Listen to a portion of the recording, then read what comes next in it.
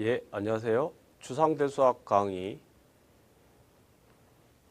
1주차 2차 시를 하겠습니다. 이번 주 차시도 마찬가지로 이번 학기에 우리가 배우게 될 내용들에 대한 기본적인 배경에 대한 얘기들로서 엄밀성이 좀 부족할 수도 있고요. 구체적인 계산들은 기존에 해오던 것들이라 여러분들 직접 다른 교재나 문헌들을 찾아보시기를 바랍니다. 이번 시간에는 방정식의 해의 존재성과 그 해법에 대해서 살펴보겠습니다.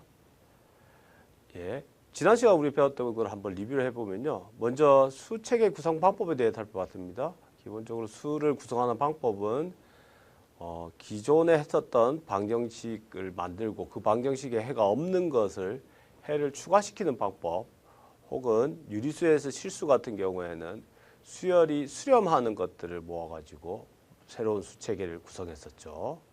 그 다음 배웠던 거는 저희 분모의 유리화였는데요. 아마 이거 고교 과정에서 이제 기계적으로 계산했던 것들인데 알고 보니 이거는 벡터 공간과 연관되어서 의미가 있더라. 이런 기저의 집합으로서의 관계성 같은 것들을 살펴봤습니다. 실제로 켤레라는 개념이 가장 중요했었습니다. 이들과 관련해 가지고요. 오늘 이 시간에는요, 먼저 우리가 대수학의 기본 정리를 이해할 수 있다. 대수학 기본 정리를 말할 수 있다가 첫 번째입니다. 그다음 두 번째는 방정식의 근의 공식을 물론 외우면 좋겠지만 기본적으로 그 근의 공식의 의미를 파악할 수 있었으면 좋겠습니다. 세 번째는 대수학의 기본 정리와 연관되어서 가장 중요한 복소평면의 기본적인 내용들하고 성질들 중에서 앞으로 우리가 배우는 것과 연관되어 있는 것들을 살펴보도록 하겠습니다. 예, 먼저 대수학의 기본 정리는요, 중요한 게 이겁니다. 복소계수 다항 방정식입니다. 그래서 계수가 복소수일 수 있습니다. 예를 들어서 i 플러스 1에 x 세제곱 플러스 x 플러스 1은 0. 이런 것도 복소계수 방정식입니다. 이럴 때 이 방정식의 해를 구해봤더니만 그 해는 항상 복소수 안에서 찾을 수 있답니다. 사실은 지난 시간에 배웠던 게 예를 들어서 x제곱은 2다 이러면 유리수 범위 안에 없었죠. x제곱은 마이너스 2다 이러면 이 방정식은요, 실수 범위 안에 없었어요. 그런데 지금처럼 굉장히 복잡한 식이지만 어쨌든 이 방정식의 근은 어디 있다? 복소수 안에서 찾을 수 있더라. 언제나. 물론 증명은 아마도 우리 대학 과정에서 전체적으로 해석학이나 대수학 같은 것들을 배우는 이유가 되겠죠. 물론 증명은 해석, 대수 말고도 기하적인 방법으로도 생각할 수 있습니다. 대표적으로 해석은 지금 3학년 때 배우게 되는 복소 해석학에서 리우빌 정리를 이용하면 가장 간단하게 따름 정리로서 증명할 수 있겠습니다. 아니면 이미 서정대수학에서요, 소위 말해 유사행렬의 성질을 이용하게 되면 증명할 수 있는 방법도 있겠습니다. 지금 우리가 배우게 되는 바로 지금 이 과정에서 추상대수학 자체로 보면 확대체의 성질을 이용해서도 증명을 할 수 있습니다. 그래서 확대체의 벡터 공간으로서의 차원들을 셈하면서 몇몇 특징들을 살펴보면 실제로 이게 증명이 됩니다. 그런데 이 모든 증명들의 공통적인 특징이 뭐냐면 사이값 정리는 필수적으로 피해갈 수가 없습니다. 사이값 정리는 뭐였었죠? 명제를 기술해 보면요, 사이값 정리는 다음과 같았습니다. fx가 홀수차였죠. 홀수차 그 다음에 실계수였죠. 그럴 때 이때 이 fx 알파는 0이 되는 어떤 알파가 in the R에 있다는 거였죠. 증명이라고 하면 사실은 이거는 사이값 정리를 쓰게 되는 거죠. 다시 말하자면 이 fx의 최고 차항의 계수가 양수예요. 그러면 이거는 홀수차이기 때문에 함수의 그래프가 x축을 기준으로 봤을 때 좌쪽에서 올라가다가 중간에 어떤지 모르겠지만 결국은 우측으로 올라가게 되죠. 다시 말하자면 뭐였죠? 어떤 a가 있어가지고 함수값이 뭐다? 양수가 되는 게 있고요. 또 어떤 b가 있어가지고 함수값이 보인 게 있다. 모르긴 몰라도 음수가 되는 게 있더라. 그러므로 사이값 정리에 의해서 뭐가 있다? 어딘지 모르겠지만 알파가 있어서 그 알파가 뭐가 된다? 0이 되는 게 있더라. 이게 사이값 정리였죠. 바로 이 사이값 정리를 이용하게 되면 다른 나머지 정리들, 소위 말해서 복소계수 다항 방식이고 복소수만을 근으로 갖는다는 것을 증명할 수 있게 됩니다.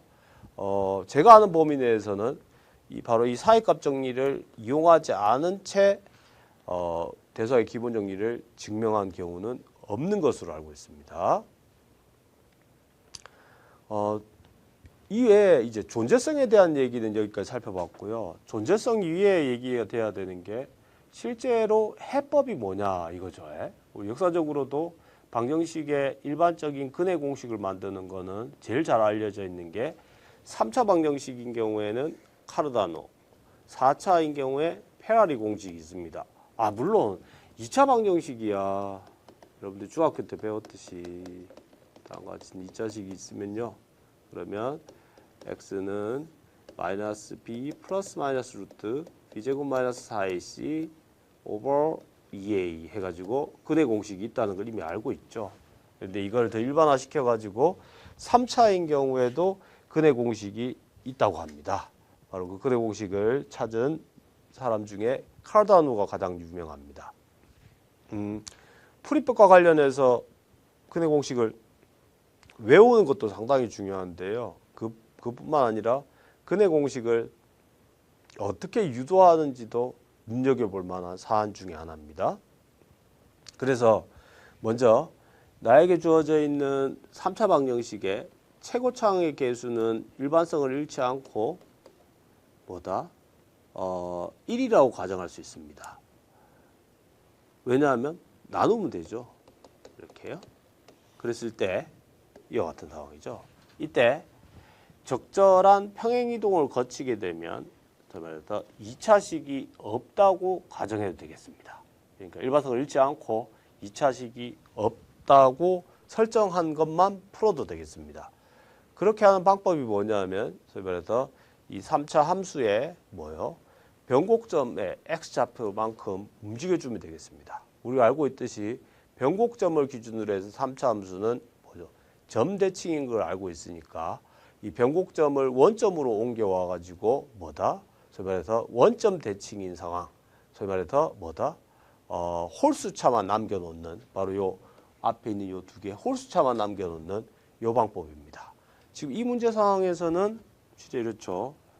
G'X는 뭐냐면 3x 제곱 플러스 2ax고요. G'(X는 6x 제곱 더하기 2a죠. 따라서 x는 다시 말해서 x0는 정확히 뭐냐면 3분의 a가 되겠습니다. 그러니까 우리가 해야 될 일은 이 바로 함수의 그래프를 x축으로 마이너스 x0만큼 이동시키면 되겠죠. 그래서 이 경우 죄송합니다. 예, 이거요. 그래서 요 식을 한번 보겠습니다. g의 x 플러스 x0요. 그러면 g의 x 마이너스 3분의 a가 되고요. 이 말은 세제곱이고요. a의 x 마이너스 3분의 a의 제곱이 되겠습니다. 여기는 그 다음 항들은 사실은 필요가 없죠. 왜냐하면 1차 이하니까요. 그래서 이 텀이 어떻게 나오는지를 한번 살펴보면요. 맨 첫 번째는 3차고요. 2차 항은 어떻게 되냐면 3배의 x제곱의 마이너스 3분의 a가 되고요. 더하기 1차 항은 더 이상 필요 없죠. 더하기 여기에서는요. 2차 항만 쳐다보게 되면 a의 x의 제곱이 되겠습니다. 그러니까 정확하게 여기도 마찬가지로 1차 항 이하는 상관없습니다. 1차 이하는. 그랬을 때 남는 게 뭐냐면 이게 남겠죠. 여기하고 여기요. 이 두 개가 문제인데 정확하게 캔슬이 돼서요. 그렇죠? 따라서 어떻게 된다? 요 항이 지워지게 되겠죠. 이거는 당장 3차가 아니라 n차일 때도 마찬가지로 n차 바로 밑에 있는 n-1차를 지우는 것도 이와 같은 방법으로 지워 나가면 되겠죠. 이때는 물론 미분해야 되는 횟수는 더 늘어나겠습니다. 아무튼 그렇게 해서 뭐다? 직전에 있는 거는 없앨 수 있다는 겁니다. 우리 중학교식으로 말하자면 그건 딴 게 아니라 여기 좌변에서요. 뭐란 거냐면 요 항을 없앤 거죠. 소위 말해서 완전 제곱식으로 고치는 과정이 3차 이상에서는 변곡점을 이용해서 할 수 있다는 걸 말해주고 있습니다. 그렇다면 결국은 3차 방정식의 근해 공식을 만들 때도 2차 항은 없습니다. 얘기예요? 없죠. 그래서 1차 항하고 상수항이 있는 그런 3차 방정식만 생각하겠습니다. 그럴 때 그 3차 방정식의 항근을 경험치에 의해서 다음과 같이 찾았다고 할 때 이게 실제로 근이 되는 것을 한번 확인해 보라고 합니다. 제가 서두에 말씀드렸듯이 이번 주차는 앞으로 얘기를 위한 준비 과정이기 때문에 구체적인 계산은 하지 않을 수도 있습니다. 그래서 이 경우에는 실제 안의 특징들만 좀 살펴보겠습니다. 뭐냐면 요것하고 요것은 정확하게 두 개를 더하게 되면 얘를 say A라고 할까요? say B라고 할까요? 그럼 알파는 3승근의 A 플러스 3승근의 B입니다. 그러면 A 더하기 B가 얼마죠? 마이너스 T가 되겠죠. 같은 요령으로 A 곱하기 B도 생각해 볼 수 있겠습니다. 뿐만 아니라 요거는 세제곱을 택하게 되면 3공식을 이용하게 되면 식이 아주 간단하게 정리된다는 걸 아시겠죠? 그러므로 이를 통해서 이게 요 방정식의 근이 된다는 사실을 어렵지 않게 알아낼 수 있습니다. 예. 사실 이런 방법으로는 구체적으로 해를 다 찾는 건 그냥 경험치일 거고요. 더 일반적인 방법으로는 다음과 같은 게 알려져 있습니다. 이것도 마찬가지로 제 교재를 참조하시면 되고요. 여기에서는 기본적으로 세근을 설정할 때 다음과 같이 x1, x2, x3의 오메가죠. 물론 오메가는 요겁니다. 그러니까 오메가는 코사인 120도, 다 뒤에 얘기하겠습니다. 120도로 이루어진 복소수입니다. 네, 요겁니다. 그럴 때 u세제곱, v세제곱, uv가 pq에 대한 다항식으로 나타낼 수 있고 사실은 3차 방정식을 구하는 거는 이 두 개로 이루어진 연립 방정식의 해를 구하면 그러면 3차 방정식의 세근을 구할 수 있게 됩니다. 여러분들 실제로 복습의 의미로 계산 한번 꼭 해보시길 바랍니다. 같은 요령으로 4차 방정식인 경우에는요. 네근이 이렇게 주어져 있는데 이 네근에 대해서 다음과 같은 세 개의 식입니다. 세 개의 합점차를 눈여겨보시면 특징이 있습니다. 이 세 개의 합점자는 딴 게 아니라 대칭군에서 1, 2, 3, 4, 1, 3, 2, 4, 1, 4, 2, 3과 같이 뭐였죠? 교대군 A4 안에서 위수가 2인 원소들이었죠.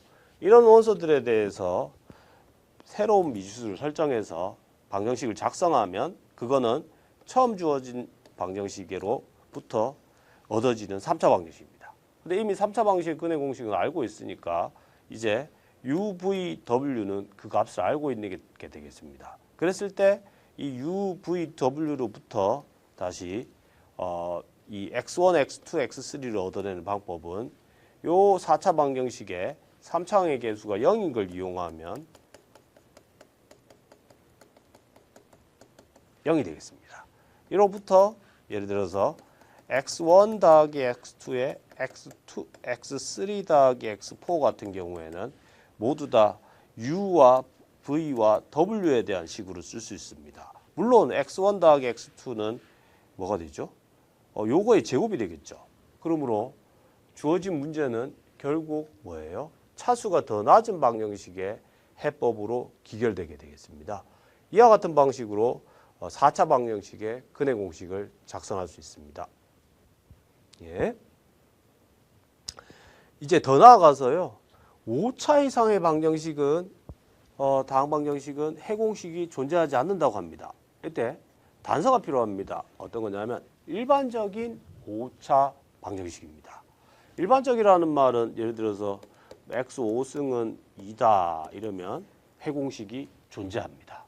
그래서 일반적이라는 말은 소위 말해서 일반적인 오차식을 썼을 때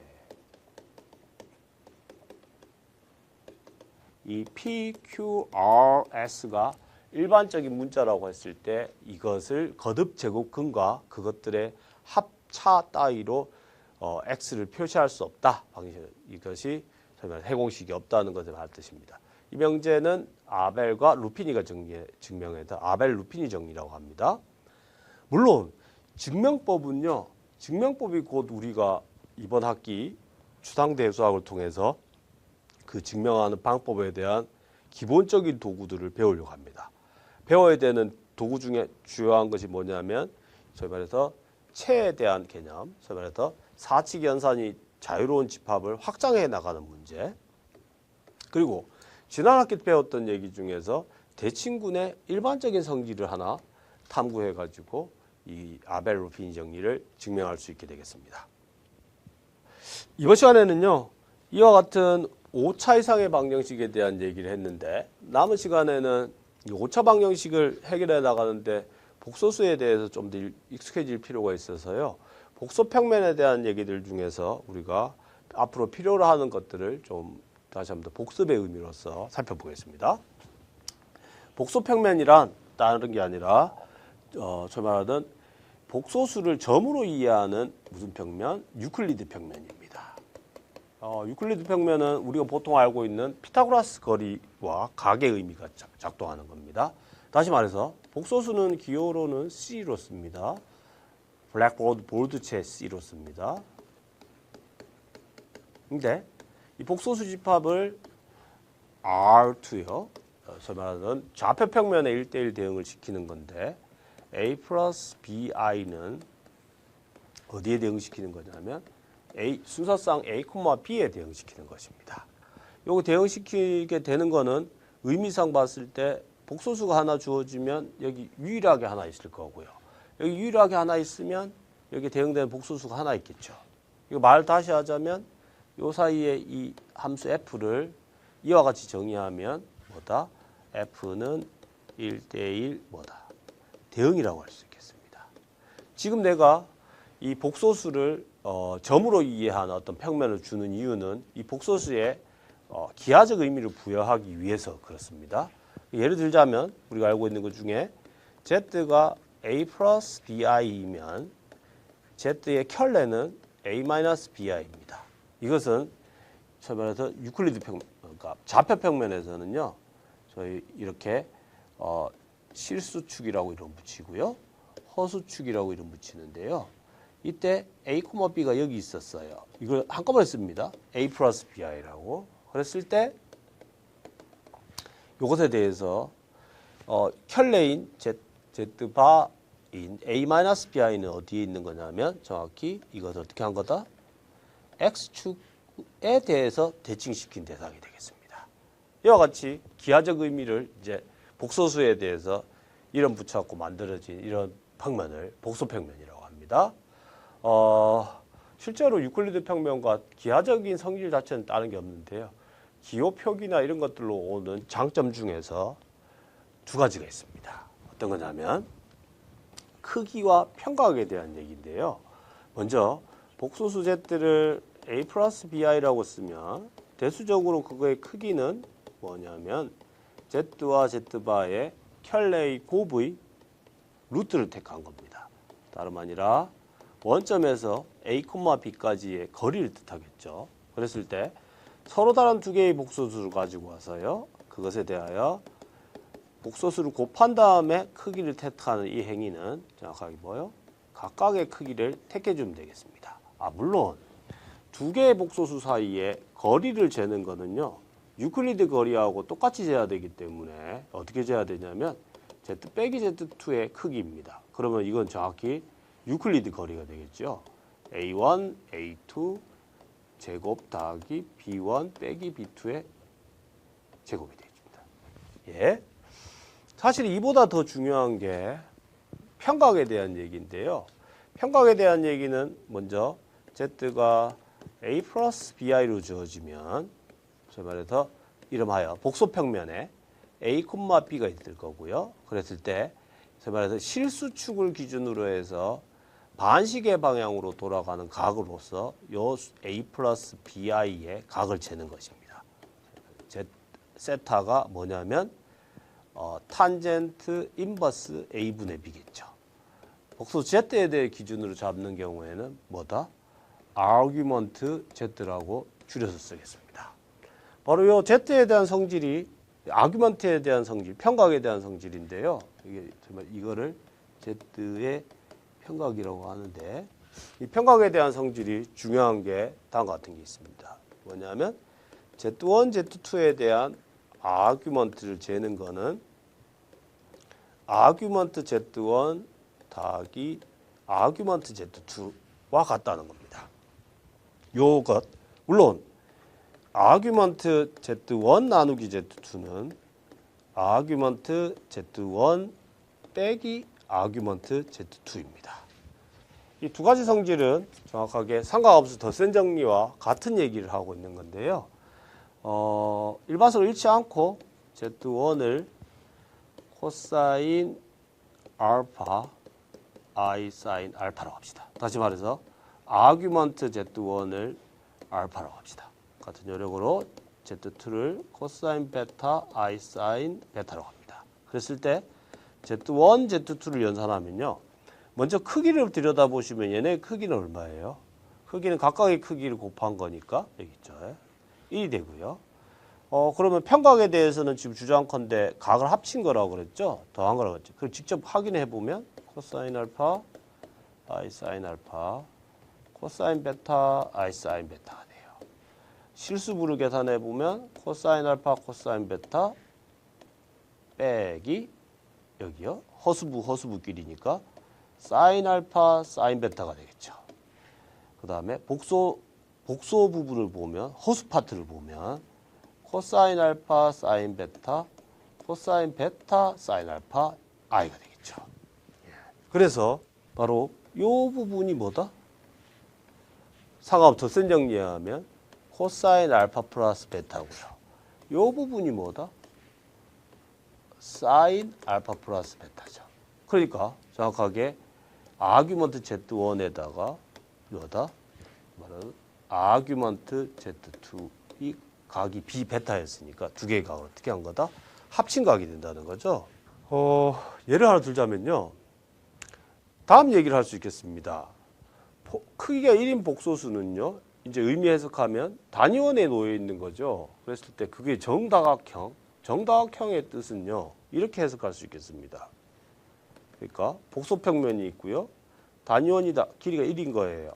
이렇게 그리면 실수축, 허수축이니까 여기 크기 1인 거예요. i죠. 여기 마이너스 1이 되겠죠. 여기는 얼마요?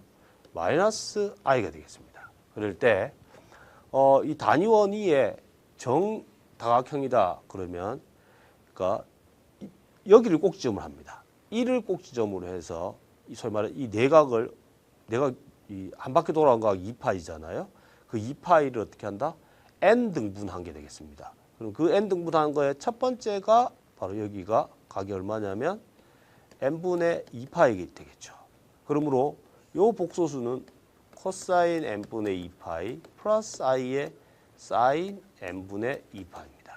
이걸 소위 보통 오메가 n을 줄여가지고 그냥 오메라고 씁니다. 그러면 이게 첫 번째 꼭지점이면요. 두 번째 꼭지점은 뭐냐면 바로 요걸 어떻게 하면 돼요? 이 각을 2배 하면 되겠죠. 다시 말하자면 평각은 제곱한 것에 대한 거니까 바로 요게 코사인 n분의 4파이 더하기 i 사인 n분의 4파이 이렇게 가게 되겠습니다. 그러니까 그 다음 꼭지점은 여기 어딘가에 오메가 제곱일 거고요. 여기가 오메가 세제곱이에요. 그래서 등분으로 다 가야 되죠. 가서 여기가 와가지고 맨 마지막은 뭐다? 오메가의 n-1 거듭제곱이 된다는 거죠. 이게 정확하게 평각에 대한 게 각이 더해지기 때문에 정다각형을 이렇게 묘사할 수 있는 겁니다. 물론 군론에서 배웠던 다이하드롤 군 같은 경우에도 우리가 다이헤드론군을 생각하는 요령들이 여러 가지가 있지만 그 중에서도 소위 말해서 1,0을 시작점으로 한 정다각형에서 소위 말해서 대칭, 회전 이동과 뭐다? 액션 대칭으로 만들어진 거였죠. 뒤에는 플립하고 로테이션이었죠. 바로 이 로테이션이 지금 말하는 대로 뭐다? 오메가만큼 회전시키는 것을 지금 얘기하고 있습니다.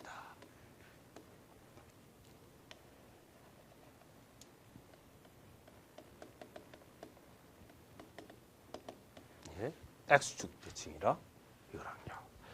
예, 이 부분은 아마도 기본적인 복소 평면의 성질과 관련된 교재들을 참고하셔가지고 연산들에 대해서 살펴보겠습니다. 저는 요 예를 한 가지를 살펴보려고 합니다. 어떤 거냐면 정팔각형입니다. 지금 여기서 묻는 거는 여기 있는 모든 근이요. 그러니까 오메가 1승은 오메가 고야는 오메가 8입니다. 오메가 8은 뭐였냐면 코사인 8분의 2파이 플러스 I 사인 8분의 2파입니다. 물론 특수각이기 때문에 값을 구할 수도 있겠지만 기하적 의미를 지금 한번 생각해보라 이 얘기입니다. 여기서는 각각의 원소들인데요. 그러니까 다시 말하자면 1 오메가, 오메가 제곱, 따따따, 오메가 7승까지죠. 다시 말하자면 복소 평면에서 1이 있고요. 그럴 때 여기, 여기, 여기, 여기, 여기, 여기, 여기요. 그러면 하나, 둘, 셋, 넷, 다섯, 여섯, 일곱, 여덟 개가 있어요. 지금 요 각은 뭐예요? 4분의 파이, 즉 45도기 때문에 정확히 이렇게 된 정팔각형이 있는데 이 각각의 꼭지점들에 대해서 거듭 제곱을 한번 해보래요. 1에 대해서 거듭 제곱해봐야 계속 1이겠죠. 오메가를 거듭 제곱하면요. 쉽게 말해서 오메가, 오메가 제곱, 오메가 세제곱 모든 게 다 나오죠. 근데 오메가 제곱을 가지고 거듭 제곱을 하게 되면 오메가 4제곱, 오메가 6제곱, 오메가 8제곱이 되죠. 자, 2, 4, 6, 8. 오메가 세제곱 가지고 해보면 오메가 6, 오메가 9. 오메가 9번, 오메가 8번이 1이니까 1이죠. 맞죠? 다시 오메가 계속 나올 거예요. 1이 나오고 나면 계속 나오겠죠. 맞죠? 3, 6, 9, 10, 2 이렇게 나가니까 모든 게 다 나오는 거예요. 그러니까 특징이 뭐냐면 그러면서 이런 거예요. 따라서 오메가 K는 본래 있던 오메가부터 오메가 7개 다 나온다. 언제? 다음과 같이 K하고 8이 서로 소인데요. 서로 소가 아닐 때는 어떻다? 이와 같은 얘들이요. 2, 4, 6, 8만 나오죠. 맞죠? 그러니까 요거의 의미가 뭐냐라고 물어보면 8은 1인데요. 정확하게 그거의 뜻은 이렇게 해석할 수 있겠습니다. 여기 1이 있고요. 여기 있고요. 여기 있고요. 여기 있어요. 2, 4, 6, 8이에요. 그러니까 정팔각형 속에 들어있는 정사각형인데 한 꼭지점이 무엇인 걸로요? 정확하게 1인 걸로 되어 있는 거죠. 그러면 또 다른 형태 중에서 아주 특이한 게 뭐 있냐면 이런 거 있겠죠. 오메가 4예요. 4는 당장 한번 하게 되면 오메가 8은 얼마죠? 1이 되겠죠. 맞죠? 다시 말하자면 1을 시작으로 해서 이쪽으로 왔다 이쪽 가는 거죠. 다시 말하자면 정팔각형 안에 있는 한 꼭지점이 1인 그러한 정이각형을 뜻하는 게 요 줄이 되겠습니다. 여러분들 기억해 두실 거는 서로소인 때랑 서로소가 아닐 때는 뭐다? 그 속에 들어있는 정다각형에 대해서 기하적으로 생각하고 있다는 것을 염두에 두시면 좋겠습니다.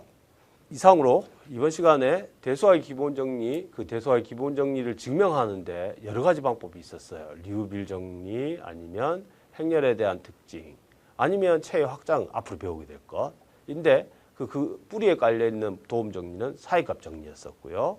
그 다음 살펴본 거는 4차 방정식의 근해 공식과 관련해 가지고 저희가 한번 작성하는 거를 보고 어떤 형태로 4차 방정식까지 근해 공식을 만드는지 간략히 살펴봤습니다. 끝으로 복소평면의 뜻과 그 성질에 대해서 한번 얘기를 해봤는데요.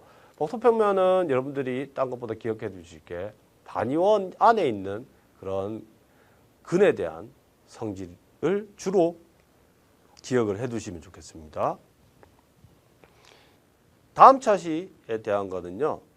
다음 차시는 조금 더 우리가 소위 말해서 고등학교 때 썼던 근과 계수의 관계에 대한 거를 군론과 연관지어서 간략하게 해의 대칭성들에 대해 살펴볼 거고요.